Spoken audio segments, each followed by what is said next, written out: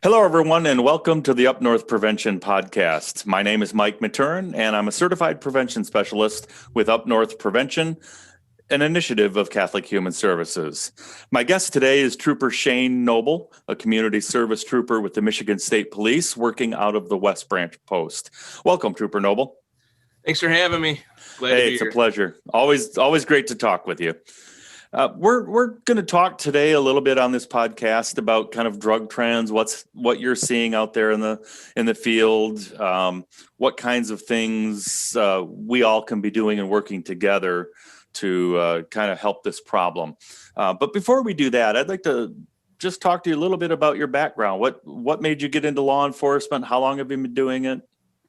So I'll give you the Reader's Digest version. Started in corrections when I was a 19-year-old, and then I went to Kirtland Community College, became a road deputy at Ogama, and then Oscoda County Sheriff's Office. And then I got into the state police in 2008. I was a trooper at the Petoskey Post, transferred to the Bay City Post, and then eventually back home here to the West Branch Post. And I've been the community service trooper since the end of 2017. And what I do as a community service trooper is I'm in the schools, I'm in the public, I'm doing education training, drug coalitions. I'm involved with a lot of public relations details and events within our post area here in West Branch, which is Ogama County, Iosco, Aranac, and Gladwin. So that's a quick synopsis of who I am and what I do. And I think it's a needed position. There's always been, especially when we're talking about substance use and all of that, there's that kind of a wall sometimes between law enforcement and those that are struggling with substance use. And with a community service trooper out there kind of using that community policing concept can help tear those walls down and maybe build a little bit of a relationship with folks. And that can go a long way towards a solution toward the problem. Yeah, you're spot on. Specifically here in Ogama County, I'm part of the Drug-Free Coalition. Prior to 2020 and the pandemic, we would meet monthly at Mid-Michigan Hospital, coming up with ways that we were able to get the message out in the community about substance use disorder. Specifically for community service troopers and the state police, we have our Angel program that we run out of the post. And what that is if somebody who's suffering from substance use, whether it be alcohol or drugs, they can come into any post during business hours, contact us, let us know that they're suffering from one of these situations. And we try to get them set up with going to a detox facility, an inpatient rehab for substance use disorder. Specifically this year, we've been able to help out 5 people out of the West Branch Post. So things are improving. We've been statewide initiative for Angel for a couple of years now and starting to see more success stories, building those relationships, like you said, being in the public and letting people know, especially that are having these substance use disorders, that we are here to help. We're not just here to arrest our way out of the problem. Right, exactly. And I was going to bring up the Angel program, so I'd like to go into a little bit more detail with that.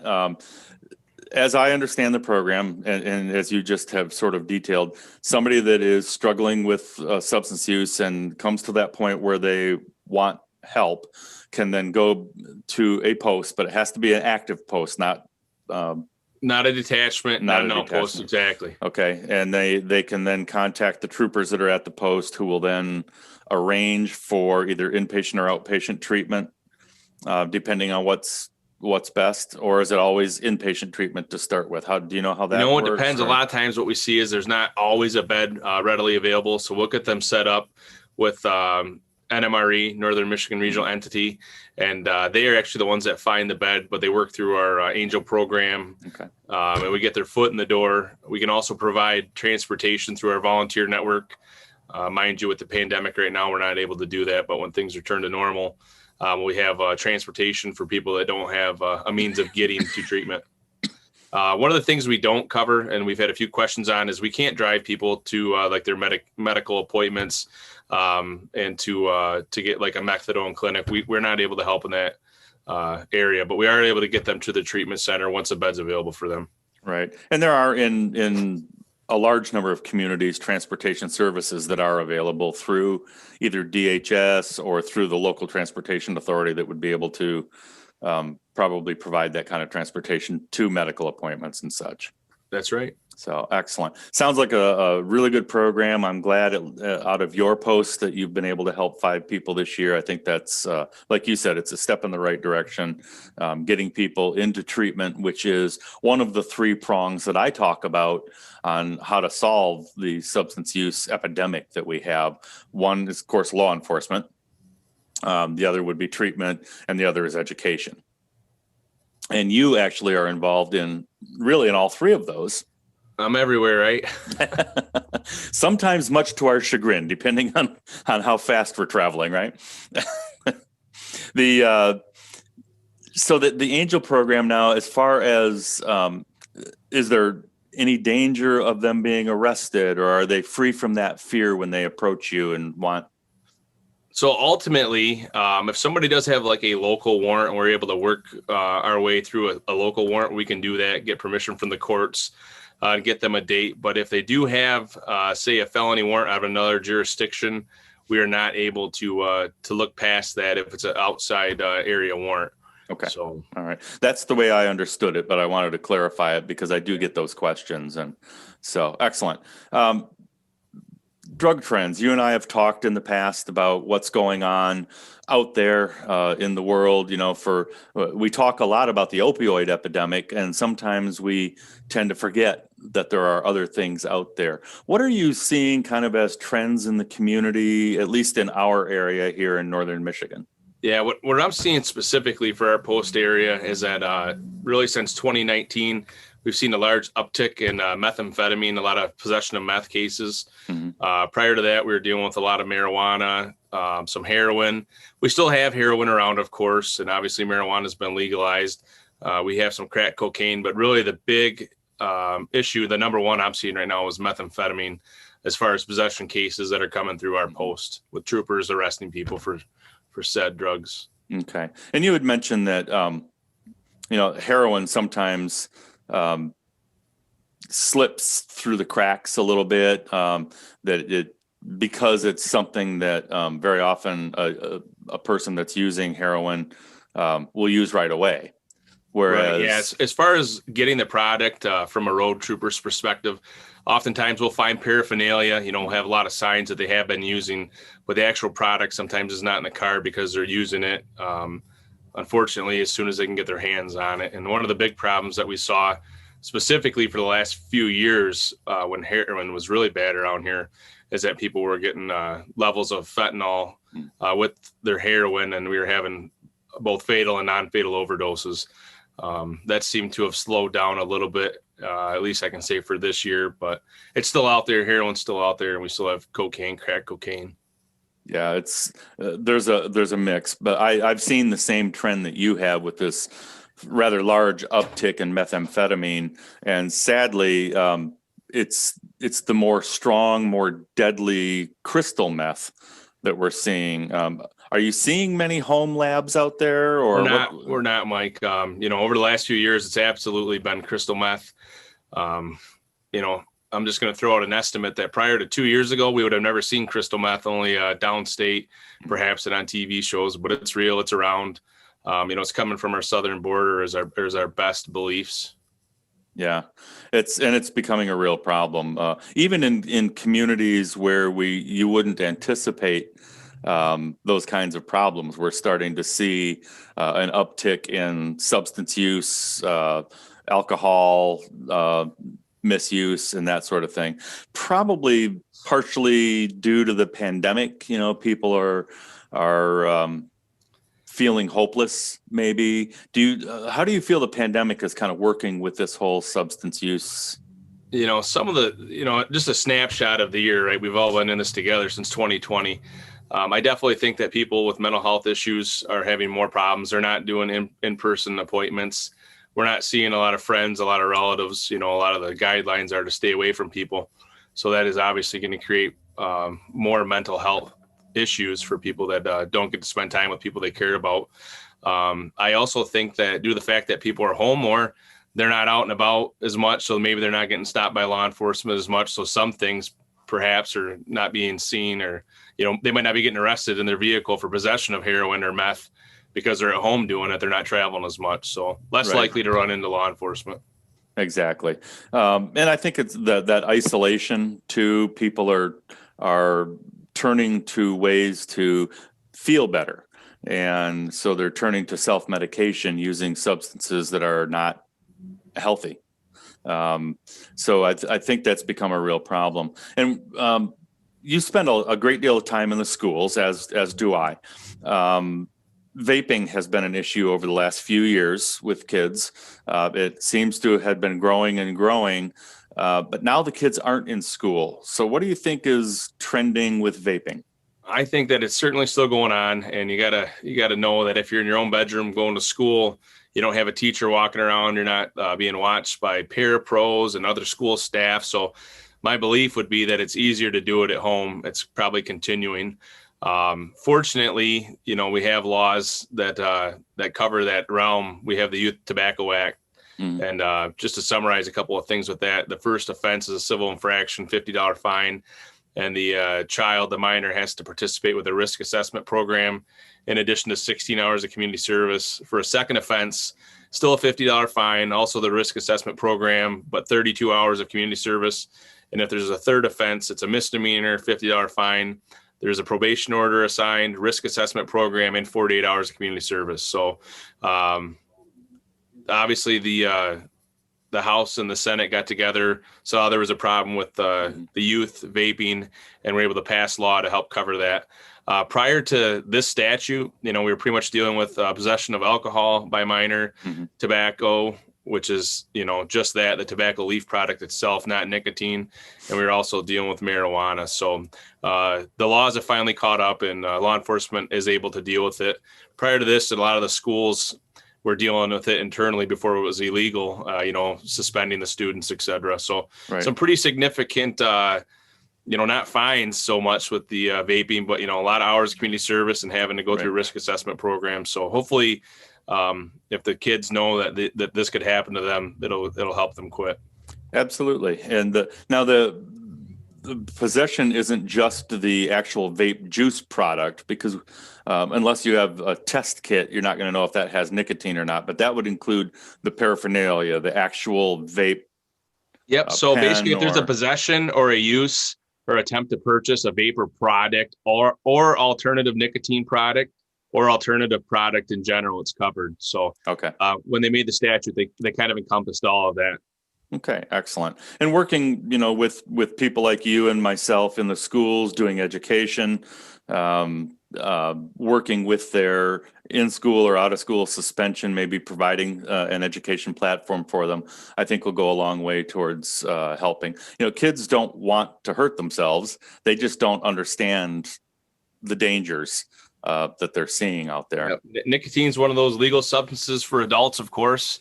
But it's highly addictive, and many adults know that and have been addicted to it for a long time. And we don't want to see our youth doing that at a young age. We want to be older and make proper decisions regarding their health. Yeah, I used to joke that nicotine's easy to get off of. I should know. I've done it 15 times.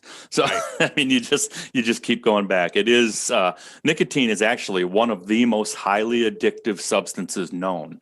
It ranks up there on the scale with heroin as far as how addictive it can be. So you're absolutely right. And we know the dangers of nicotine. We've known them for years and years and years, but we just, for whatever reason, like anything else that adults use legally, like alcohol, nicotine, now marijuana, the fear of it has kind of gone away. It can't be bad for you because it's legal. That's sort of the mentality. That's how kids are going to look at it. Certainly, if it's okay for dad to do it, or mom, why isn't it for me? Yep, exactly. And I think that's what we're seeing trends wise. I'll be anxious to see next year when some of the surveys come out where the marijuana levels of use are among our youth. Now that we'll have a couple of years of legalization under our belts, to see where the youth are now on that.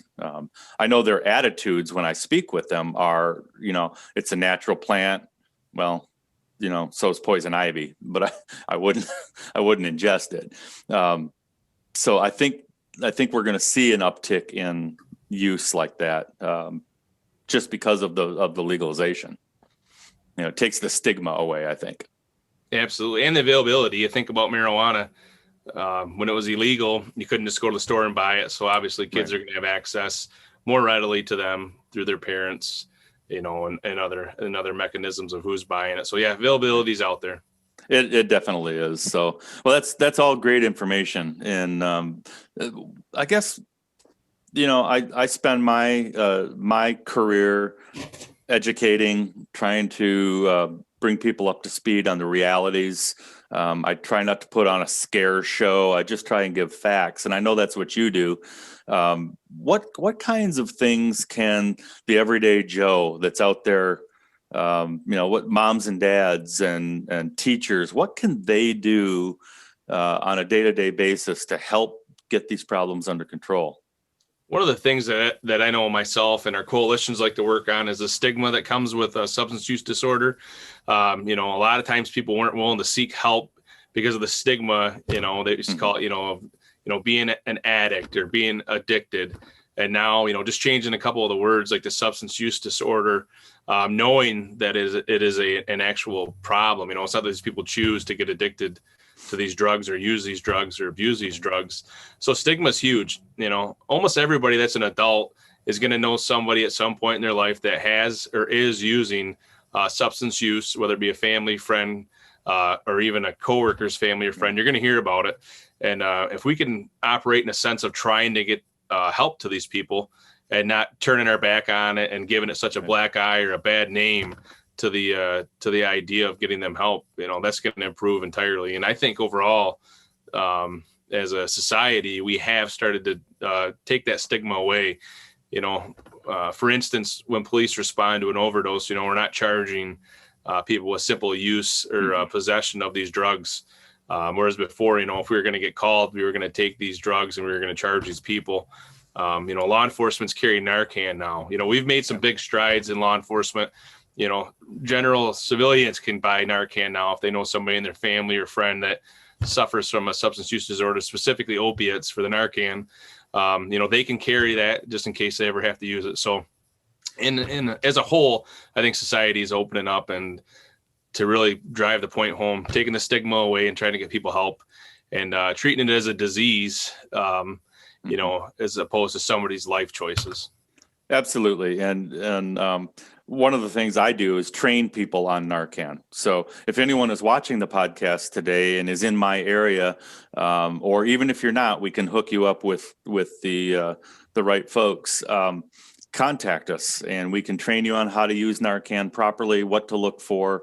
And that can go a long way towards perhaps saving a life out there. I know I carry mine with me at all times because opioid use disorder affects everybody. It doesn't matter if you're white, black, male, female, old, young, rich, poor, fat, skinny. It knows no boundaries. And so, it's an ugly and evil disease. And and I shouldn't even put it that way, but I mean, it's doing great evil in our society. It's taking people's lives away. It's taking people's families away. And I think anything that we can do as a society, and I agree with you on the stigma. In fact, we just released about a month ago on our YouTube channel a video on reducing stigma. If anyone wants to go see that, and obviously they're on the YouTube channel because they're watching this video right now, you can go to the Up North Prevention YouTube channel and look for that Reducing Stigma video.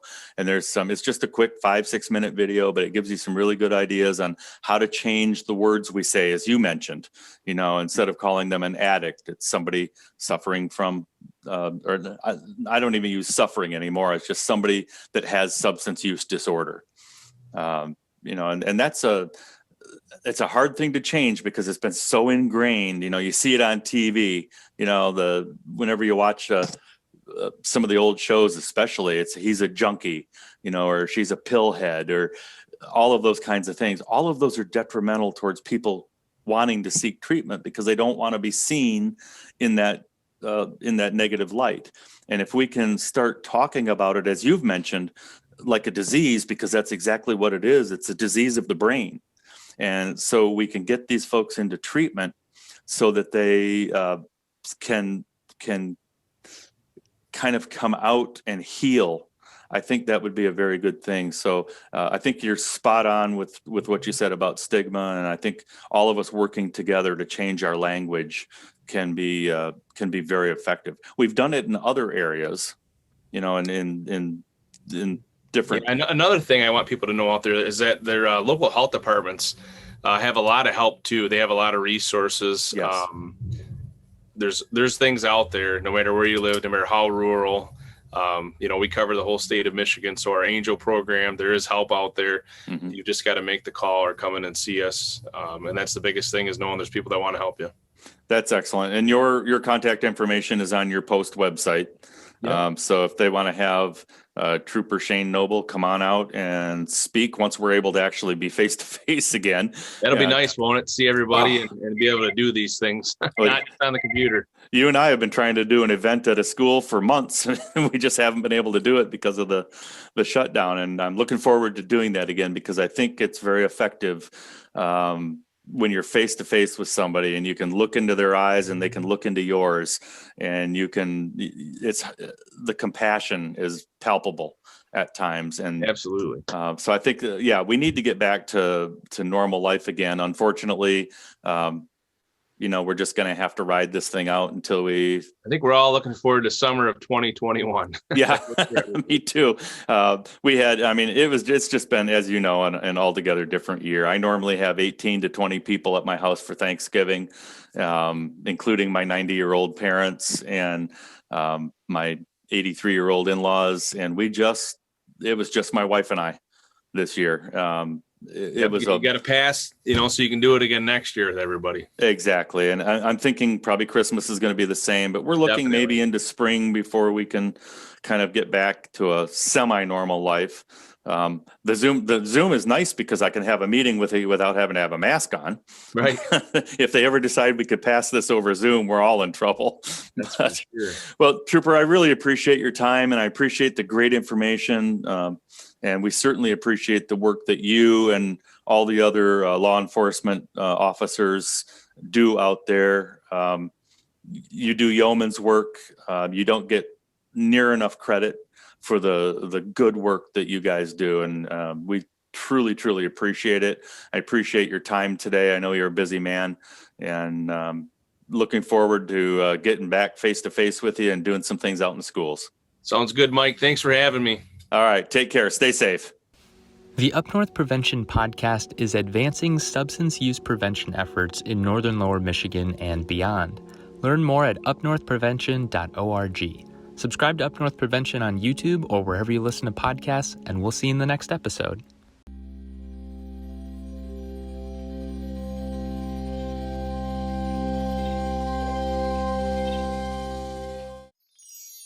Funding provided by Northern Michigan Regional Entity.